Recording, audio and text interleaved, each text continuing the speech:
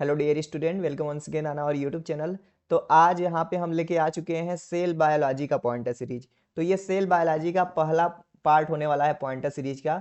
दूसरा भी पार्ट आएगा। कब आएगा पार्ट? एक शर्त यहाँ पे ये रहेगा कि आप हमारे चैनल पे देखिए 9643 सब्सक्राइबर है।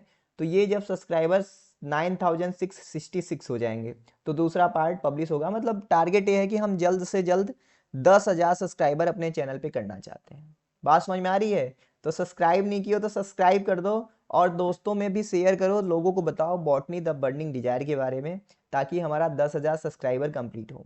आगे चलते हैं, एक और इन्फॉर्मेशन दे दूं फिर आगे बढ़ते हैं।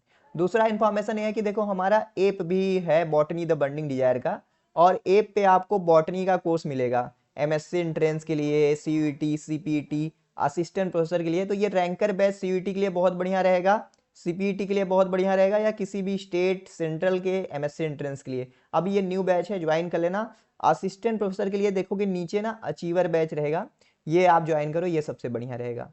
जाने तो ज्वाइन कर लेना अगर करना चाहते हो। चलो अब आओ अपने पॉइंटर सीरीज पे आगे बढ़ते हैं। दिख रहा है यहाँ पे कुछ? सेल बायोलॉजी में आपसे बहुत सारी चीजें पूछी जाती हैं। सबसे पहले पूछा जाता है कि what is the cell. Cell is the structural functional unit of the life. All organism is made up of the cells are product of the cell. ये एनसीईआरटी की लाइन है। तो भैया आपसे पूछा जाता है कि सेल की डिस्कवरी किसने की थी?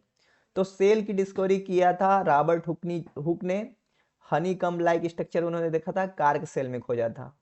ठीक है, एक्चुअली में जब रॉबर्ट हुक काम कर रहे थे तो उन्होंने सेल वॉल को देखा था, समझे। फिर बाद में एक्चुअल में आपसे पूछा जाए कि लिविंग सेल का डिस्कवरी किसने किया था, तो आप कहोगे लिवेन हॉक ने लिविंग सेल का डिस्कवरी किया था 1976 में। दो बुक आपसे पूछा जाता है। माइक्रोग्राफिया बुक रॉबर्ट हुक ने लिखा था। सीक्रेट ऑफ नेचर जो हॉलैंड में रहने वाले थे, लिवेन हॉक ने लिखा था। लिवेन हॉक ने लिविंग सेल की डिस्कवरी के साथ साथ स्पर्म को खोजा, आरबीसी को खोजा, प्रोटोजोआ का खोजा, मतलब सबसे पहले देखा था। आपसे कभी कभी किसी एग्जाम में पूछा जाता है who is the father of Indian cytology. तो इंडियन साइटोलॉजी है अरुण कुमार शर्मा, याद कर लेना। मूलर, पांचवा पॉइंट यहाँ पे देखो, मूलर ने क्वाइंट किया टर्म साइटोजेनेटिक्स। अब देखो 6 पॉइंट है, बहुत ही बढ़िया पॉइंट है। सेरेंडिपिटी का मतलब होता है डिस्कवरी बाई चांस। मतलब आप काम कोई और कर रहे हो, अंधेरे में तीर मार दिया, लग गया एकदम सही निशाने पे। आप कुछ चीज और खोज रहे थे लेकिन आपको बहुत अच्छा चीज मिल गया। जैसे आपने सुना होगा अलेक्जेंडर फ्लेमिंग का कहानी, कि कैसे वो वर्ल्ड वार के टाइम पे स्टेफाइलोकोकस के ऊपर काम कर रहे थे, कि वो वही सैनिकों को घाव लग जा रहा है तो उनके घाव में, मतलब जो बैक्टीरिया घाव करा रहा है उसको हम कैसे रोकें। तो उन्होंने पेनिसिलिन की डिस्कवरी कर ली। कैसे की है हमने अपने कोर्स के अंदर बहुत ही अच्छे तरीके से पढ़ाया हुआ है, बताया हुआ है। ठीक है। तो भैया अलेक्जेंडर फ्लेमिंग ने पेनिसिलिन की डिस्कवरी की थी पेनिसिलियम नोटेटम से। कमेंट सेक्शन में बताना for the large scale production of the penicillin which strain of penicillium is used. अब देखो cell idea of cell theory देखो ड्यूटरोचेट ने दिया था। Idea of cell theory Dutrochet ने दिया था, लेकिन सेल थ्योरी को एक्चुअल में किसने दिया था? स्लाइडेन एंड स्वान ने दिया था। स्लाइडेन बॉटनिस्ट थे, स्वान जूलॉजिस्ट थे। ठीक है, ब्रिटिश और जर्मन के। तो भैया देखो इन्होंने सेल थ्योरी तो दे दिया, सेल थ्योरी के बारे में बता दिया कि all organism made up of the cells are the product of the cells, ये सारा चीजें बता दिया। लेकिन स्लाइडेन और स्वान ये नहीं बता पाया कि ये जो नए सेल है वो आ कहाँ से रहे हैं। तो उसके लिए विर्को आए, रूडोल्फ विर्को। तो रूडोल्फ विर्को ने बताया कि जो नए सेल है ना भैया, division of the pre existing cell, यानी पुराने सेल हैं उनका डिवीजन हो रहा है, तो उससे नए सेल मिल रहे हैं, यानी कि ओमनी सेलुला ई सेलुलर के बारे में बताया। समझे। एक टर्म होता है omne vivum ex vivo. Omne vivum ex vivo Louis Pasteur ने दिया था, माने कि पुराने जीवों से ही नए जीवों की उत्पत्ति होती है। समझे, एवोल्यूशन में पढ़ते हो ना। एक क्वेश्चन बताना कि पुराने न्यूक्लियस के डिवीजन से नया न्यूक्लियस बनता है, ये टर्म किसने दिया था? पुराना न्यूक्लियस डिवाइड होता है तो नया न्यूक्लियस बनता है, ये टर्म किसने, ये कॉन्सेप्ट किसने बताया था? बता देना। अब देखो सेल थ्योरी का ना इसेप्शन पूछा जाता है। मोस्ट ऑफ द पीपुल को सेल थ्योरी का इसेप्शन ना सिर्फ वायरस पता होता है, क्योंकि वायरस के पास कोई भी सेलुलर ऑर्गेनाइजेशन नहीं होता, वो जिंदा रहने के लिए होस्ट पे निर्भर रहता है, ये पता है ना। पॉइंट देखते चलो, मैं पॉइंट बताऊंगा आपको ना। तो लेकिन आपको देखो वायरस का पता है, लेकिन प्रोटोजोआ के पास क्या होता है भैया, कोई मतलब सेलुलर स्ट्रक्चर सब सेलुलर लेवल होता है, इसलिए मैमेलियन आरबीसी भी आपका सेल थ्योरी का एक्सेप्शन है। सेल थ्योरी कहता है कि हर सेल के पास एक न्यूक्लियस होना चाहिए, लेकिन आरबीसी के पास तो नहीं है। सिव सेल भी है। इसके साथ साथ देखो आपको बताऊं तो जैसे राइजोपस हो गया, म्यूकर हो गया, सिंसाइटियल सेल हो गया, मतलब ऐसे बहुत सारे सेल जहाँ पे मल्टीपल न्यूक्लियस है, वो भी सेल थ्योरी का एक्सेप्शन है। याद रहेगा। अब देखो 12वां पॉइंट देखो कि एक सिंगल सेल से होल प्लांट बॉडी का फॉर्मेशन, होल ऑर्गेनिज्म का फॉर्मेशन, इसको कहते हैं totipotency. Totipotency is a phenomena where the whole organism can be form by the division in a single cell. It is known as the totipotency. Father of totipotency is the Haberlandt, Haber नहीं Haberlandt. याद रहेगा ना। चलो आगे चलते हैं। Stewart ने अपना काम किया था, फिर प्रूफ किया था, वो सारी चीजें हैं।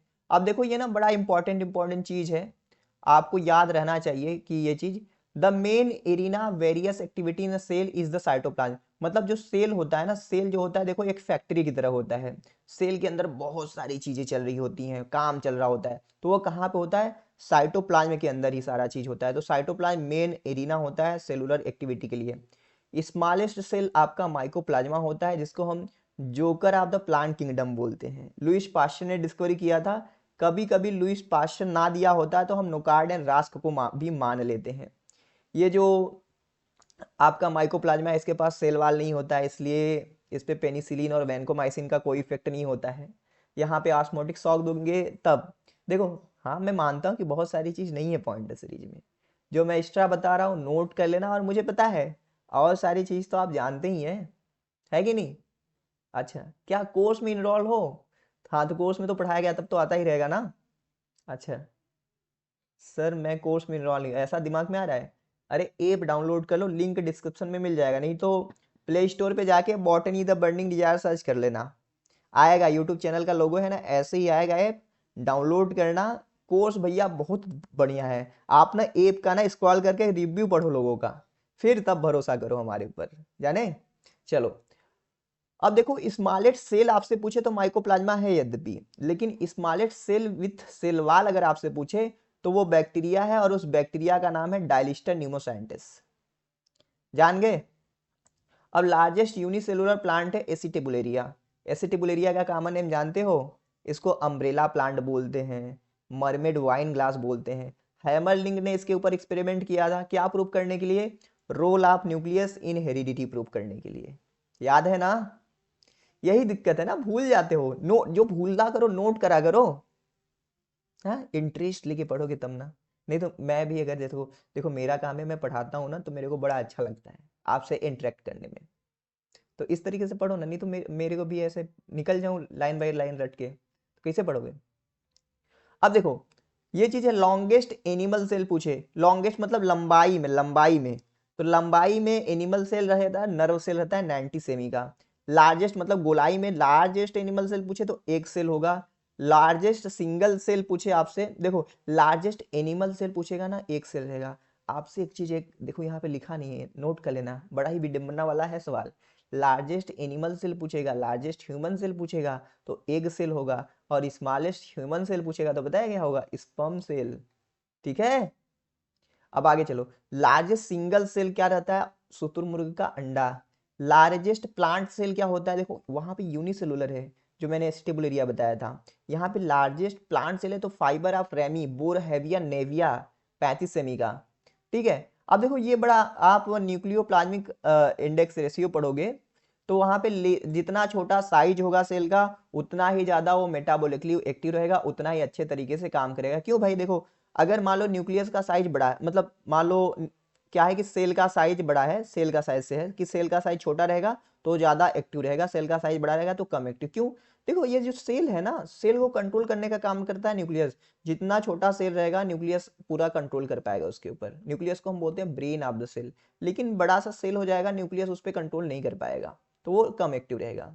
अब कैलस क्या होता है भैया, कैलस जो होता है undifferentiated mass of the cell होता है। कैलस, आप प्लांट टिश्यू कल्चर के अंदर कैलस पढ़ते हो। Callus is the undifferentiated cell of the mass, callus is the undifferentiated mass of the tissue, जिसमें क्या है कि भैया आप हार्मोनल इंटरचेंज कन्वर्जन करके आप उसको ऑर्गेनोजेनेसिस उसमें करवा सकते हो, मतलब ज़्यादा ऑक्सिन दोगे कम साइटोकाइनिन दोगे तो जड़ बनेगा, ज़्यादा साइटोकाइनिन और कम ऑक्सिन दोगे तो तना बनेगा। पता है कि नहीं, ये सब पता है ना? क्या भूल गए? ऐसे नहीं भूला करो। चलो आगे चलते हैं। बैक्टीरिया से अब यहाँ पे क्वेश्चन है भाई, मतलब बैक्टीरिया से थोड़ा डिस्कस करते हैं, सेल बायो के अंदर आता है। तो भैया देखो बैक्टीरिया के अंदर सबसे पहले आपको बता दूं, बैक्टीरिया इज ए प्रोकैरियोट, ये पता है ना। प्रोकैरियोटिक में न्यूक्लियस नहीं होता है, न्यूक्लियस नहीं है तो वहाँ पे हिस्टोन प्रोटीन भी नहीं होता है। वहाँ पे जो उनका जेनेटिक मटेरियल होता है वो साइटोप्लाज्म के अंदर ऐसे करके सुपर क्वाइल्ड मैनर में रहता है, न्यूक्लियोइड उसको कहते हैं, या हम बोलते हैं जीनोफोर, ये पता है ना। अब बैक्टीरिया में हिस्टोन प्रोटीन अब्सेंट होता है। बैक्टीरिया का जो सेल मेम्ब्रेन देखोगे वहाँ पे भैया माइकोप्लाज्मा जो है उसके उसके पास हाई अमाउंट ऑफ स्ट्रॉल है, जाने। इसीलिए तो कहा जाता है कि जो माइकोप्लाज्मा होते हैं ना वो बहुत ज़्यादा साल्ट कंसंट्रेशन पे ग्रो कर जाते हैं क्योंकि उसके पास स्ट्रॉल होता है। 25 पॉइंट देखो बहुत जरूरी है। बैक्टीरिया का सेल वाल, बैक्टीरिया का सेल वाल मिलके बना होता है पेप्टिडोग्लाइकन का, जिसको हम म्यूकोपेप्टाइड भी बोलते हैं, जिसको हम म्यूरिन भी बोलते हैं। और ये पॉलीमर होता है एन एसिटिल ग्लूकोसामीन का और एन एसिटिल म्यूरेमिक एसिड का, और इनके पास लिंकेज होता है β14 लिंकेज। और यहाँ पे पेंटाग्लाइसिन रिंग भी होता है डी ग्लूकोज का, उसका मतलब नहीं है, यानी आप ये नैग और नैम याद रख लेना, रहेगा कि नहीं याद रहेगा। तो ये और ये नैग है एनिस्टिल ग्लूकोसामिन, ये काइटिन बनाता है, और काइटिन कहाँ पे पाया जाता है? फंजाई में। अब देखो यहाँ पे है कि भैया देखो बैक्टीरिया में पढ़ते हो दो तरीके के bacteria, gram positive gram negative bacteria. Gram positive के पास जो रहता है टिकोइक एसिड रहता है, पेप्टिडोग्लाइकन का लेयर मोटा रहता है। ग्राम निगेटिव में पेप्टिडोग्लाइकन थीन रहता है, वहाँ पे टिकोइक एसिड नहीं रहता है, वहाँ पे एलपीएस लेयर होता है, एक्स्ट्रा लाइपोपॉलीसेकेराइड का लेयर। तो भैया इन gram positive and gram negative bacteria को डिफरेंशिएट करने के लिए 1884 में एक साइंटिस्ट थे क्रिश्चियन ग्राम, तो उन्होंने एक टेक्निक डेवलप किया, that is the gram staining technique. तो अभी ग्राम स्टेनिंग टेक्निक के लिए उन्होंने अलग अलग स्टेन का यूज किया। मेन स्टेन कौन सा? वो था क्रिस्टल वायलेट। ध्यान से मेरी देखो, लिखा हुआ सब है, मेरी बात ध्यान से सुनो। उन्होंने मान लो बैक्टीरिया लिया, एक उजुरी ऐसा करके बैक्टीरिया उठाया, इन बैक्टीरिया को क्या किया? क्रिस्टल वायलेट से स्टेन कर लिया, क्रिस्टल वायलेट डाल दिया, फिर क्रिस्टल वायलेट बाद में धोना होता है अल्कोहल से, पानी से, भैया धोएंगे तो वो निकल जाएगा, तो उनको फिक्स कराना होता है। तो उन्होंने मॉर्डेंट दिया बैक्टीरिया के ऊपर ना, आयोडीन दिया जो मॉर्डेंट की तरह फिक्सेसिव की तरह फिक्स हो जाए डाई, तो दिया। तो जो ग्राम पॉजिटिव बैक्टीरिया थे ना उस पर डाई फिक्स हो गया, वो पर्पल कलर के हो गए। फिर उसको धोया जब ना, धोया अल्कोहल और पानी से, तो ग्राम निगेटिव बैक्टीरिया का सारा कलर निकल गया, वो कलरलेस हो गया। लेकिन ग्राम पॉजिटिव बैक्टीरिया क्या था? पर्पल कलर का था। तो बाद में उन्होंने काउंटर स्टेन उसके ऊपर डाला, दैट इज द सैफ्रानिन, या कभी कभी कार्बिल फ्यूजिन का भी यूज करते हैं, तो वो पिंक कलर का हो गया। तो ऐसे उन्होंने पहचाना था कि कौन है ग्राम पॉजिटिव और कौन है ग्राम निगेटिव। पतिया समझ में आ रहा है? चलो अब देखो बैक्टीरिया के अंदर स्ट्रक्चर देखोगे ना, बैक्टीरिया का जो स्ट्रक्चर वार रहता है, बैक्टीरिया के अंदर देखोगे जो सेल मेम्ब्रेन रहता है अंदर का ना, सेल मेम्ब्रेन जैसे ऐसे है ना, तो ऐसे सेल मेम्ब्रेन अंदर की तरफ ऐसे धस जाता है, ऐसे ऐसे इनफोल्डिंग बना देता है, ऐसे ऐसे करके, तो उसको मीजोसोम बोलते हैं। और ये जो मीजोसोम है ना भैया देखो, बैक्टीरिया के अंदर एनालॉगस होता है माइटोकांड्रिया का, जैसे हमारे यूकैरियोटिक सेल के अंदर माइटोकांड्रिया होता है, रेस्पायरेशन करता है ना, हेल्प करता है, एटीएस उटीएस चलता है। तो ऐसे ही बैक्टीरिया के अंदर जो होता है मीजोसोम, ये काम करता है। प्लस जो सेंट्रल मीजोसोम होते हैं, एक बैक्टीरिया ऐसे बीच में ऐसे मीजोसोम है, तो मीजोसोम ग्रो करता है और डीएनए को दो भागों में बांट देता है, डीएनए रिप्लिकेशन भी हेल्प कर रहा है बैक्टीरिया के, वहाँ पे सेप्टा भी बना रहा है, बैक्टीरिया के सेल डिवीजन में भी हेल्प कर रहा है, तो बहुत सारे काम हैं। अब देखो बैक्टीरिया के अंदर देखोगे डिफरेंस तो बहुत ज़्यादा है। बैक्टीरिया के अंदर जो राइबोसोम होता है वह 70S टाइप का राइबोसोम होता है, और इसके सब यूनिट होते हैं, सेडिमेंटेशन कोफिशिएंट 50S और 30S होता है। आप कहोगे सर जोड़ने पे तो 80 आ रहा है, ज़्यादा मैथ मत लगाओ यहाँ पे। ये बताओ क्वेश्चन, यूकैरियोटिक के पास जो होता है 80S टाइप का राइबोसोम होता है, आप बताओ ऐसा कहीं पे है यूकैरियोटिक के अंदर जहाँ पे 70S राइबोसोम पाया जाता है? कहाँ पे? कमेंट सेक्शन में अगर किसी ने कमेंट कर दिया है तब भी आपका कमेंट होना चाहिए, ठीक है, सबका नाम मैं जानता हूँ, ठीक है, सभी लोग कमेंट किया करो और लाइक किया करो। पहले हमारा चैनल पे 10,000 नहीं हो रहे हैं सब्सक्राइबर, लाइक क्यों नहीं करते जी? अभी लाइक करो पहले तो। क्या सर आप डांट रहे हैं, हमने लाइक किया था, अब अनलाइक कर देंगे, अपना लाइक हटा लेंगे? ठीक है भाई, नहीं मानते हटा लो लाइक अपना। चलो आगे चलते हैं। पॉलीराइबोसोम, कभी कभी देखो बैक्टीरिया के केस में क्या होता है ना, एक ये mRNA का स्ट्रैंड होता है तो उसके ऊपर बहुत सारे राइबोसोम एक दूसरे से बाइंड हो जाते हैं मैग्नीशियम आयन के हेल्प से, तो उसे हम पॉलीराइबोसोम कहते हैं। टिकोइक एसिड के बारे में तो बता दिया था ना कि टिकोइक एसिड जो है भैया ग्राम पॉजिटिव में होता है, ग्राम नेगेटिव में। और बहुत सारे हैं, अगर आप प्रोकैरियोटिक सेल के बारे में बात करें तो भैया बैक्टीरिया का classification on the basis of flagella, on the basis of shape, on the basis of nutrition, ढेर सारा है। तो ये सब हम कोर्स के अंदर अच्छे से डील किए हुए हैं, तो वहाँ पे भी आप आ सकते हो। आपको कोर्स के अंदर पीपीटी मिल जाएगा, डीपीपी मिल जाएगा, पॉइंटर सीरीज ये नोट्स मिल जाएगा, ऑडियो नोट्स मिल जाएगा, मॉक टेस्ट, सारा कुछ एक जगह हमारे एक सिंगल ऐप के अंदर सब चीज़ निकल जाएगा आपका। चलो आगे चलते हैं, आगे चलते हैं भाई, स्क्रॉल कर लूँ, यूकैरियोटिक सेल के बारे में देखते हैं। ठीक है, 33वां पॉइंट से द मेन डिफरेंस, हाँ ये आपसे पूछा जाता है कि प्लांट सेल और एनिमल सेल के बीच में मेन डिफरेंस क्या होता है। तो ये चीज अपने गार्ड खोल के बांध लेना भैया कि प्लांट सेल के पास होता है सेल वाल और एनिमल सेल के पास सेल वाल नहीं होता है। तो स्वान करके थे जिन्होंने सेल थ्योरी दिया था ना, उन्होंने बताया था कि cell wall is the unifying concept in the cell of plant, तो इन्होंने स्वान ने बताया था। देखो प्लांट सेल एनिमल सेल से इस तरह भी डिफर करता है कि प्लांट सेल के पास जो होता है ना, वहां पे क्या होता है भैया, प्लास्टिड होता है, क्लोरोप्लास्ट होता है, लेकिन एनिमल सेल के पास नहीं होता। एक है, एक एनिमल है जहां पे पाया जाता है, उसका नाम है यूग्लिना, और यूग्लिना को हम बोलते हैं connecting link between plant and animal. जानते हो कि नहीं? चलो चलो ये जानते हो तो ये बताओ, जिंदा और मुर्दा के बीच का कनेक्टिंग लिंक, अच्छा नहीं समझ में आ रहा है, भूत बताओगे क्या? हाँ, लिविंग और नॉन लिविंग के बीच का कनेक्टिंग लिंक बताओ, बताओगे कि नहीं? देखो यहाँ 35वां लिखा भी था यूग्लिना वाला।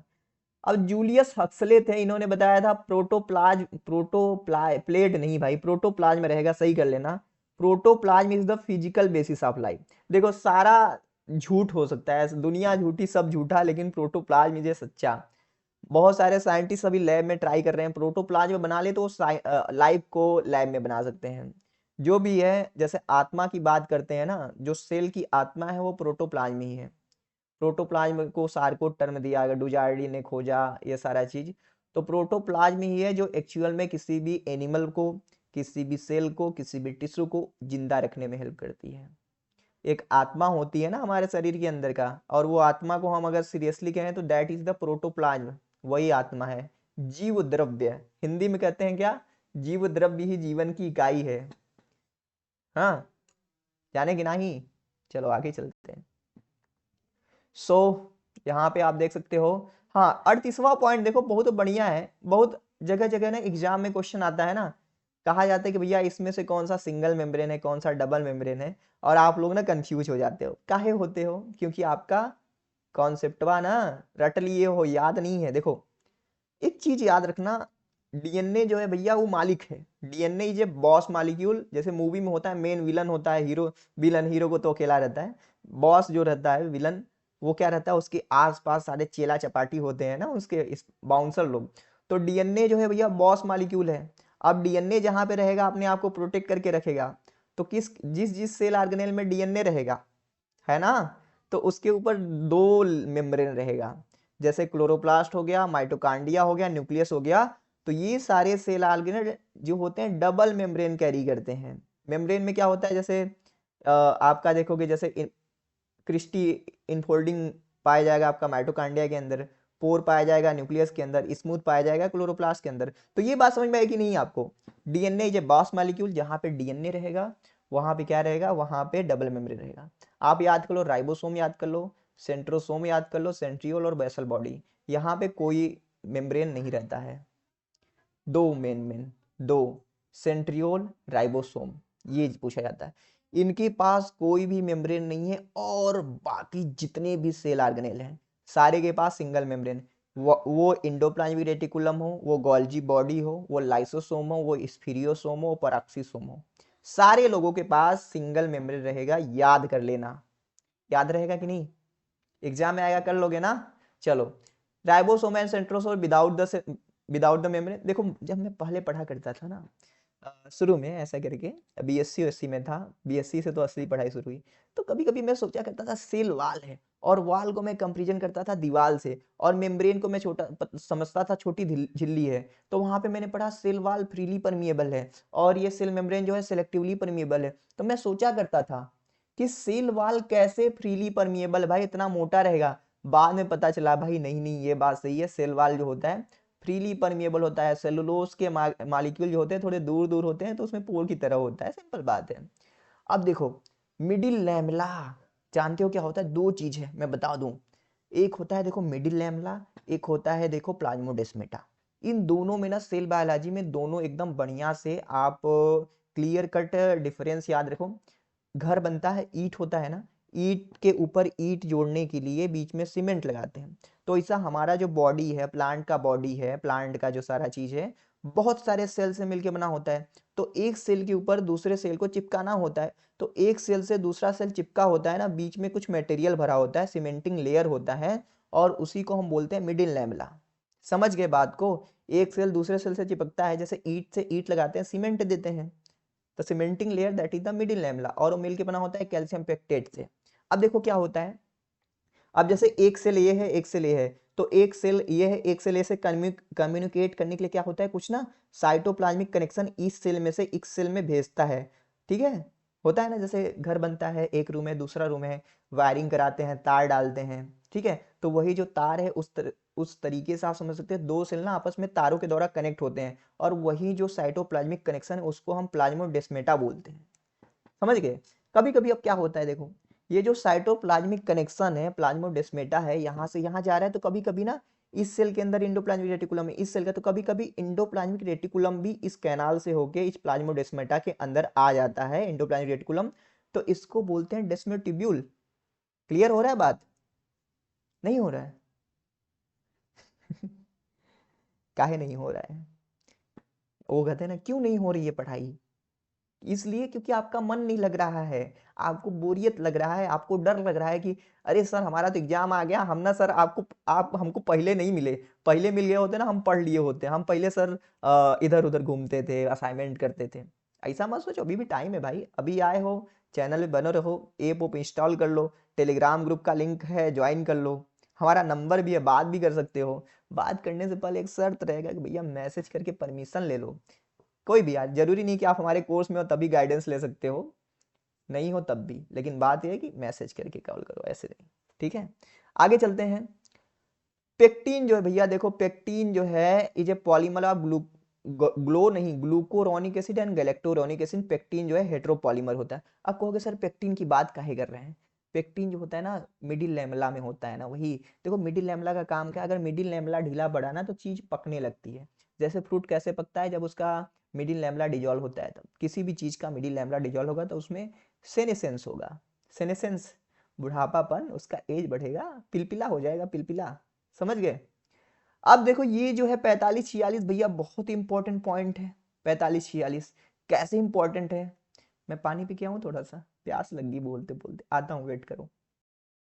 हाँ जी, तो यहाँ पे 45-46 वाला पॉइंट देखेंगे तो यहाँ पे लिखा है कि भैया जो, अगर आप सेल वाल का सबसे आउटर मोस्ट लेयर देख रहे हैं, सेल वाल का, तब प्राइमरी वाल होगा। अगर कोई पूछे आपसे सेल वाल का सबसे आउटर मोस्ट लेयर क्या है, तो आप कहेंगे प्राइमरी वाल। देखो सेल वाल देखोगे ना, सेल वाल में प्राइमरी वाल होता है, सेकेंडरी वाल होता है, टर्शियरी। तो सबसे बाहर जो है ये प्राइमरी वाल है, इसके अंदर डिपोजिशन होता है सेकेंडरी वाल का, फिर इसके अंदर डिपोजिशन होता है टर्शियरी वाल का। ये नहीं कि प्राइमरी वाल इधर है फिर सेकेंडरी वाल फिर टर्शियरी, बाहर नहीं, अंदर की तरफ होता है। तो सेल वाल का सबसे आउटर मोस्ट लेयर कौन हुआ?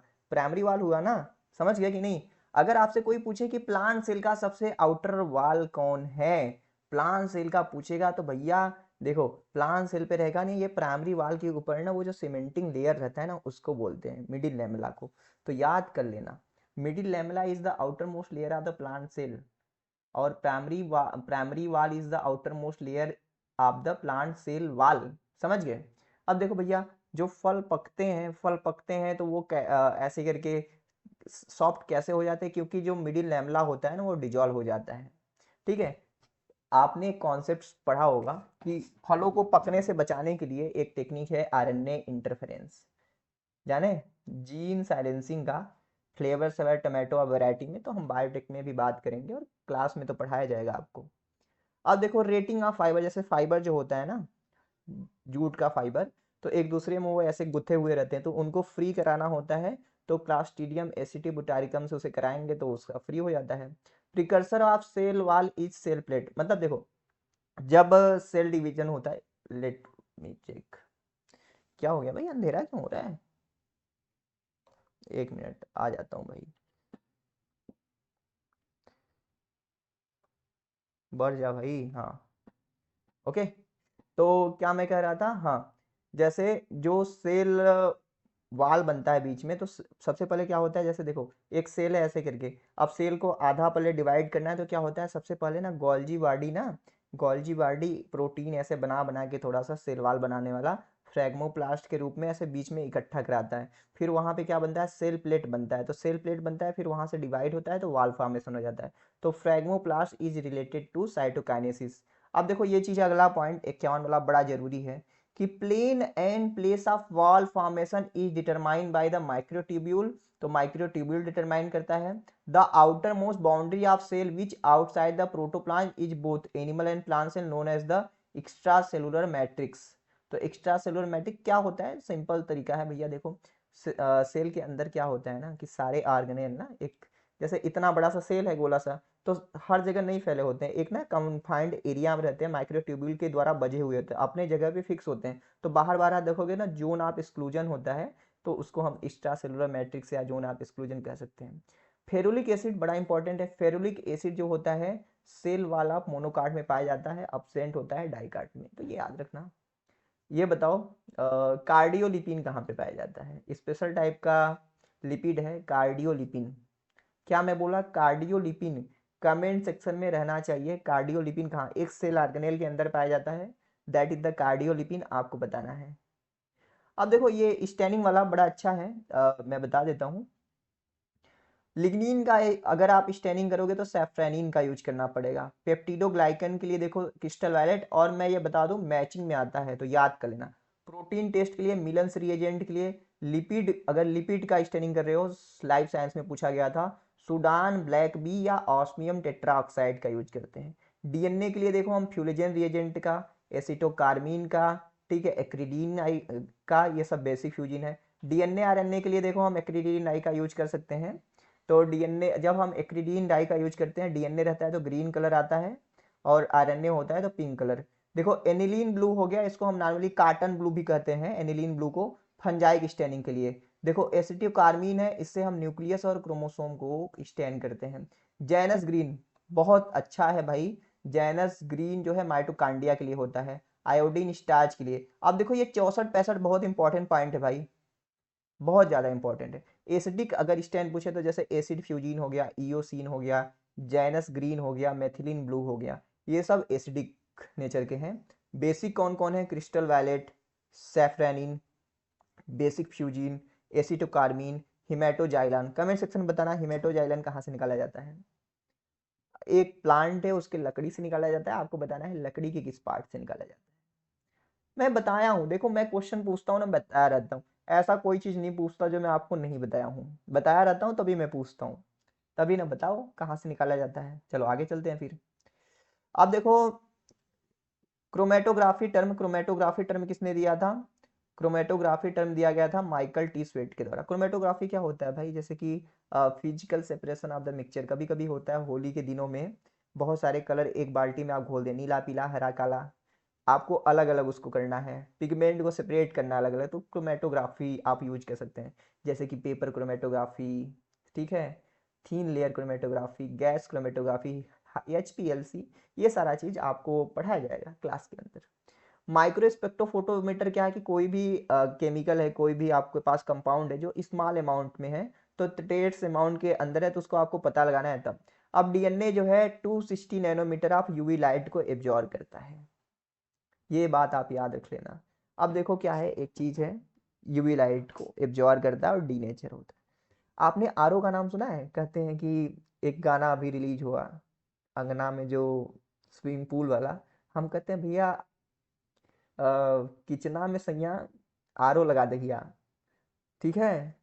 और हेल्दी पानी पियन जाई सदा स्वस्थ रहन जाई, ऐसे करके गाना, मतलब आरओ वाली बात हो रहा है। मतलब देखो, मत जाओ गाने पे। आरओ के अंदर यूवी लाइट का यूज होता है। काय होता है पता है? जो यूवी लाइट है ना, बैक्टीरिया होता है। बैक्टीरिया अगर आ गया आरओ के अंदर, तो 260 नैनोमीटर का वहां पे यूवी लाइट निकलता है, तो बैक्टीरिया के अंदर वो जाता है, बैक्टीरिया का डीएनए डैमेज, और बैक्टीरिया टाइम टाइफिस ऐसे मर जाता है, तो भैया पनिया हो जाता है शुद्ध। टर्म देखो, प्लाज्मा मेम्ब्रेन जो है फिप्पा ने दिया था। अब प्लाज्मा मेम्ब्रेन पे चलेंगे। और टर्म सेल मेम्ब्रेन क्रैमर और नोगली ने दिया था। ठीक है। प्लाज्मा मेम्ब्रेन जो है देखो मिल के बना होता है लाइपोप्रोटीन से। ठीक है। लिपिड होता है, प्रोटीन होता है, कुछ अमाउंट में कार्बोहाइड्रेट होता है, कुछ अमाउंट में स्ट्राल भी होता है। देखो जो फ्लूइड मोज़ेक मॉडल है उसके हिसाब से हमारा प्लाज्मा मेम्ब्रेन जो है protein iceberg in sea of lipid इसे कहते हैं। देखो कार्बोहाइड्रेट जो होता है हमारे प्लाज्मा मेम्ब्रेन के अंदर बहुत ही कम अमाउंट पे होता है। जैसे देखे हो ना, घर किसी का बनता है, कहते हैं ना कि पटेल निवास, ठीक है, मिश्रा निवास, ऐसे करके आगे लिखा होता है नेम टैग। तो ऐसे ही कोई सेल होता है ना, सेल के ना ऐसे रिसेप्टर बनाता है कि देखो हम नहीं माइटोकांड्रिया के, ये ना लीवर के अंदर के सेल है भैया, हमारे ऊपर देखो हम लंग के सेल है, हमारे पास देखो ACE2 रिसेप्टर है, ACE2, हम कोरोना वायरस को ऐसे अपने अंदर लेंगे। तो हर सेल को नेम टैग की तरह, तो सेल मेम्ब्रेन है ना, तो उसका आउटर जो लीफलेट होता है वहां पे कार्बोहाइड्रेट रिसेप्टर बनाने का काम करता है, नेम टैग बनाने का काम करता है। प्लाज्मा मेम्ब्रेन के अंदर देखोगे जो प्रोटीन होता है, तो प्रोटीन दो तरीके से होता है। जो प्रोटीन होता है उसको हम देखो पेरिफेरल प्रोटीन या एक्सट्रिंसिक प्रोटीन कहते हैं, या हम इंटीग्रल प्रोटीन या इंट्रिंसिक प्रोटीन कहते हैं। तो ये जो प्रोटीन हो सकते हैं ग्लोबुलर हो सकते हैं, जो एंजाइम की तरह काम कर सकते हैं, रिसेप्टर की तरह, कैरियर की तरह काम कर सकते हैं। ठीक है। तो ये एक्सटेंसिक इंट्रिंसिक का एग्जाम्पल भी पूछा जाता है, जाने, जैसे स्पेक्ट्रीन एनकायरिन हो गया, ये एक्सटेंसिक है। GPCR की बात करूं, ग्लाइकोफोरिन की बात करूं, ये सब क्या है आपका इंटीग्रल है। साइटोक्रोम C भी पेरिफेरल में आता है, जाने। समझ रहे हो बात को मेरे, कि नहीं समझ रहे हो? समझा करो। चलो, देखो अब जो है ये प्रोटीन है, लिपिड है, जैसे हमारा सेल मेम्ब्रेन होता है, देखो इस तरीके का मैं बनाऊं ना, तो सेल मेम्ब्रेन कुछ हमारा देखो इस तरीके का होता है। ये देखो हम बना रहे हैं लिपिड। ठीक है। ये हमारा दो दो टेल होता है ऐसे करके, जरूरी ये दो दो रहेगा तो पाई लेयर बनाएगा, और यहाँ पे मान लो ऐसे करके प्रोटीन भी है इधर। तो ये जो है प्रोटीन है, ये देखो लिपिड है। तो प्रोटीन सिर्फ ना यहाँ से यहाँ मूव कर सकते हैं, लेटरल मूवमेंट्स वो कर सकते हैं। So only lateral. लेकिन ई लिपिडवा जो है देखो ना, इसके पास दो टेल है। तो ई पहले अपने एक्सिस पे ऐसे रोटेशन कर सकता है, ये अपना पूंछ इधर उधर कर सकता है, मतलब ये फ्लेक्शन कर सकता है, ये रोटेशन कर सकता है, प्लस लेटरल मूवमेंट भी कर सकता है, प्लस यहाँ से यहाँ भी आ सकता है, यहाँ से यहाँ, यानी कि फ्लिप फ्लॉप भी कर सकता है, जाने। तो बहुत सारा रोटेशन कर सकता है। तो भैया यही चीज है। अब ये फ्लिप फ्लॉप कराने में आपको पता होगा बहुत सारे जैसे होते हैं ना, जैसे फ्लोपेज हो गया, फ्लिपेज हो गया। एक बहुत ही इंपॉर्टेंट पॉइंट बता रहा हूँ, सेल को मरना जब होता है, सेल को डेथ कराना होता है, जिसको हम एपोप्टोसिस बोलते हैं। फास्फोटाइडल सेरीन करके एक फास्फोलिपिड है भैया, वो इनर लिफलेट में रहता है। लेकिन जब सेल को डेथ कराना होता है ना, तो ये जो फास्फोटाइडल सेरीन है वो इनर लिफलेट में से निकल के फ्लिप होके आउटर में चला जाता है, और उसके लिए स्क्रैम्बलेज काम कराता है, डेथ सिग्नल की तरह देता है, याद रख लेना। तीन तरह की लिपिड है हमारे प्लाज्मा मेम्ब्रेन के पास, that is the phospholipid, most abundant, glycolipid and sterol. Phospholipid के भी टाइप है, जैसे फास्फोटाइडल एनेसिटॉल है, फास्फोटाइडल सेरीन है, फास्फोटाइडल कोलिन है, ठीक है, फास्फोटाइडल एथिलेमीन है। तो ये सारा CSIR जब आप पढ़ोगे तब उस समय पढ़ना होता है। CUET के लिए, असिस्टेंट प्रोफेसर के लिए बहुत ज़्यादा जरूरी नहीं है, फास्फोटाइडल सेरीन याद रख लेना। अब कोलेस्ट्रॉल जो होता है, देखो कोलेस्ट्रॉल जो होता है लिपिड के पैकेजिंग में हेल्प करता है। ये जो फास्फोलिपिड का जो पुछवा है, टेलवा है ना, टेलवा के बीच में जगह होता है, तो वहीं पे जाके ये जो कोलेस्ट्रॉल होता है ना स्टॉक हो जाता है। ठीक है। ऐसे पकड़ के टेल को रखता है, पकड़ के जब उसको मेम्ब्रेन की फ्लूइडिटी को बढ़ाना होता है तो वहां से हट जाता है, फिर फास्फोलिपिड दूर दूर होता है, जब फ्लूइडिटी को घटाना होता है, ज़्यादा मतलब गर्मी पड़ रही होती है, पास पास आके पकड़ लेता है। तो ये देखो ब्लू पॉइंट वाला 79। एट लो टेम्परेचर ये क्या करता है, लो टेम्परेचर है भैया, लो टेम्परेचर, ये हमारा सेल मेम्ब्रेन है, एकदम ठंडी लग रहा है, तो ये क्या कर रहे हैं, एकदम फास्फोलिपिड का करें हमको ठंडी लग रहा है, हमको पास पास आने दो, फ्लूइडिटी घटता है, तो ये कोलेस्ट्रॉल क्या करते हैं ना, ऐसे करके भैया आके ना इंटरकैलेट कहते हैं तुम लोगों को ज्यादा सटना नहीं है भैया, सट जाओगे आयन कैसे पास होगा, नहीं पास हो पाएगा ना, तो हम तुम्हारा फ्लूइडिटी को बढ़ाएंगे लो टेम्परेचर पे, हाई टेम्परेचर रहेगा सारे दूर दूर भागने लगेंगे, तो कोलेस्ट्रॉल कहेगा अरे भाई इतना चले जाओगे तो इतना बड़ा सा पोर क्रिएट हो जाएगा, उसमें से वायरस घुस जाएगा, तो हमको तुम्हारी फ्लूइडिटी को घटाना है, जाने। तो ये सारा, फिर देखो स्फिंगोलिपिड हो गया, कोलेस्ट्रॉल हो गया और जीपीआई एंकर प्रोटीन, ये सब होते हैं, ये सब मिलके ना एक साथ काम करते हैं, कभी कभी क्या करते हैं सेल मेम्ब्रेन, जैसे ये सेल मेम्ब्रेन, तो कभी कभी एक आध जगह सेल मेम्ब्रेन को मोटा कर देते हैं, ऐसे मोटा सा ऐसे वहीं पे जाके ना डिपोजिशन करा के मोटा कर देते हैं, उसको हम लिपिड राफ्ट करते हैं या माइक्रोडोमेन करते हैं, तो सेल मेम्ब्रेन में कभी कभी मोटा जगह बन जाता है, तो लिपिड राफ्ट या माइक्रोडोमेन करते हैं, तो ये हेल्प करते हैं सेल सिग्नलिंग में रिसेप्टर की तरह काम करने में। तो लिपिड राफ्ट में sphingolipid, cholesterol, phospholipid, GPI anchor protein होते हैं, यानी। अब देखो ये जो रेड लाइन में भैया बहुत जरूरी है एग्जाम पॉइंट ऑफ व्यू से, याद कर लेना, मोर सैचुरेटेड फैटी एसिड यानी फ्लूइडिटी को डिक्रीज कराया जाएगा, जैसे देखो सैचुरेटेड रहेगा यानी उसके पास डबल बॉन्ड नहीं रहेगा, तो ये पास पास रहेंगे तो फ्लूइडिटी क्या रहेगा, डिक्रीज करेंगे, पोर पोर कम रहेगा, अनसैचुरेटेड रहेगा ना तो एक बॉन्ड में ऐसे करके किंक रहेगा, तो ये दूर दूर रहेंगे, दूर दूर रहेंगे तो फ्लूइडिटी बढ़ेगा भैया। Shorter the fatty acid more the fluidity, जितना छोटा फैटी एसिड चैन रहेगा उतना ज्यादा उनका फ्लूइडिटी रहेगा, इतना दूर रहना है ना, अगर कम रहेगा तो ऐसे करके ब्रांच चैन लिपिड डिक्रीज फ्लूइडिटी, देखो क्या होता है कि जो बैक्टीरिया बैक्टीरिया थर्मोफिल होते हैं ना वो हाई टेम्परेचर पे रहते हैं, ठीक है, क्योंकि वहाँ पे क्या होता है कि ब्रांच चैन लिपिड होता है तो वो फ्लूइडिटी को डिक्रीज करा के रखते हैं। कोलेस्ट्रॉल लेवल हाई रहेगा तब भी फ्लूइडिटी डिक्रीज रहेगा, माइकोप्लाज्मा के केस में आप पढ़ोगे तो देखो यहाँ पे। अब ये देखो इंपॉर्टेंट पॉइंट है, लो टेम्परेचर पे क्या होता है, लो टेम्परेचर रहेगा तो फैटी एसिड चेंज होता है, शॉर्ट हो जाता है और अनसैचुरेटेड रहेगा, कोल्ड टेम्परेचर रहेगा उनको फ्लूइडिटी को बढ़ाना है ना, कोल्ड टेम्परेचर रहेगा तो फ्लूइडिटी को बढ़ाना है तो अपना साल्ट चेंज करेंगे और अनसैचुरेशन बनेगा, हाई टेम्परेचर रहेगा तो फैटी एसिड जो चेंज रहेगा लॉन्ग रहेगा, सैचुरेटेड रहेगा, ताकि फ्लूइडिटी को वो घटा सके, ठीक है। मेम्ब्रेन फ्लूइडिटी को प्रूव किया गया था फायरे और इडिडीन के द्वारा, माउस सेल को लिए थे और कैंसर सेल को लिए थे, आपस में फ्यूज करा दिए, जैसे देखो माउस सेल लिया, कैंसर सेल लिया, माउस सेल रेड कलर का कर दिया और इसको कोई कलर ही नहीं दिया, ऐसे ढेर सारे सेल ले लिए थे, जब बाद में ऐसे मिला के रख दिए ना, देखे ना ये एकदम एक दूसरे में मिक्स हो गए, ठीक है। यूनिट मेम्ब्रेन मॉडल जो है रॉबर्टसन ने दिया था 1959 में, बतिया समझ में आ रही है कि नहीं, बोर हो रहे हो, मत हुआ करो बोर, ठीक है। चलो आगे चलते हैं। फ्लूइड मोज़ेक मॉडल जो है लेटेस्ट मॉडल है एक्सप्लेन करने के लिए प्लाज्मा मेम्ब्रेन का स्ट्रक्चर, जो कि सिंगल एंड निकोलसन ने दिया था। The structure of membrane mainly जो होता है मेंटेन होता है हाइड्रोफोबिक इंटरेक्शन, मतलब डर, एक डर वाला फोर्स है, अगर देखो ना कहीं आप कैंपिंग कर रहे हो कहीं जा रहे हो, वो डर ही एक चीज होता है जो आपको साथ में जोड़ के रखती है, तो ऐसे सेल मेम्ब्रेन के अंदर डर होता है, कैसे डर होता है भाई, देखो डर होता है जो ये फास्फोलिपिड का स्ट्रक्चर होता है ना, ये होता है हाइड्रोफिलिक, ये होता है हाइड्रोफोबिक, तो ये जहाँ पे पानी रहता है वहां पे ये दोनों तरफ से ऐसे करके अंदर होता है, तो इस तरीके से। यूनिपोर्ट एक ऐसा फेनामेना है जहाँ पे एक मॉलिक्यूल सिंगल डायरेक्शन में जा रहा है, ये यूनिपोर्ट है। सिमपोर्ट माने दोनों सेम डायरेक्शन में जाएंगे, ठीक है। एंटीपोर्ट एक जाएगा एक डायरेक्शन में, दूसरा दूसरे डायरेक्शन में, एग्जाम्पल एग्जाम्पल ठीक है, बता क्लास में बताया गया, आप एग्जाम्पल खोज के भी लिख सकते हो, एंटीपोर्ट सोडियम पोटेशियम वाला आप याद कर सकते हो, सिमपोर्ट आप ग्लूकोज और सोडियम वाला लिख सकते हो, है कि नहीं।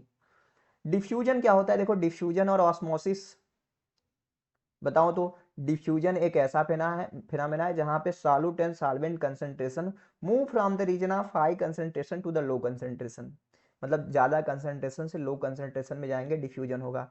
घर में अगर बत्ती लगा के रखते हो, सेंट मार के कहीं जाते हो तो पूरे घर में फैल जाता है, that is the diffusion. Osmosis क्या है, osmosis is a special type of diffusion in which only solvent molecule can travel through the semi permeable or selectively permeable membrane. Osmosis में कभी भी सालूट नहीं जाता है भैया, मूव नहीं होता है सालूट, जान गए ना, osmosis is not a movement of the solute, यानी उसमें सॉल्वेंट मॉलिक्यूल का ओनली होता है। देखो हाइपोटोनिक कंडीशन क्या होता है, एक बीकर लियो, हाइपोटोनिक सॉल्यूशन आर दो सॉल्यूशन इन विच, मतलब मीडिया का जो कंसंट्रेशन रहेगा वो सेल के अंदर के कंसंट्रेशन से कम रहेगा, जैसे आप चना भिगोते हो ना, तो चना भिगोते हो पानी में तो वो हाइपोटोनिक कंडीशन है, आप अचार मुरब्बा बनाते हो ना, तेल नमक डाल के रखते हो, वो हाइपरटोनिक कंडीशन है। समुद्र का पानी क्यों नहीं पीना चाहिए, हाइपोटोनिक होता है कि हाइपरटोनिक होता है? समुद्र का पानी पी लोगे हाइपरटोनिक रहेगा, उसमें साल्ट ज़्यादा रहता है ना, तो क्या रहेगा, आपके हर बॉडी का सेल से सारा पानी इस रिस्क के बाहर निकल जाएगा, एक्जोऑस्मोसिस हो जाएगा, प्लाज्मोलिसिस हो जाएगा। जाने प्लाज्मोलिसिस कहाँ पे होगा? हाइपरटोनिक में होगा। अब माइटोकांड्रिया के ऊपर चलते हैं। कितना पॉइंट है, एक मिनट लेट मी चेक। चलो 130 तक देखेंगे माइटोकांड्रिया तक। एक काम करता हूँ ना, इतना हो गया, माइटोकांड्रिया से शुरू करना है ना, सेल ऑर्गेनेल का अगले लेक्चर में आएगा। तो आपको करना क्या है, 40 मिनट का ये वीडियो हो गया है, आपको करना क्या है, लाइक करना है, ठीक है, और चैनल को सब्सक्राइब करना है। 100 कितना बताया था? विंडो कैप्चर बंद, डिस्प्ले कैप्चर चालू। ये देखो, ये तो कोर्स है, यहाँ पे 9643 लोग हैं, 60 लोग हो जाएंगे तो अगला लेक्चर आएगा। भैया देखो, नहीं सब्सक्राइब किया, सब्सक्राइब कर देना ताकि जल्दी से सब्सक्राइबर कंप्लीट हो 10,000, जाने। ओके।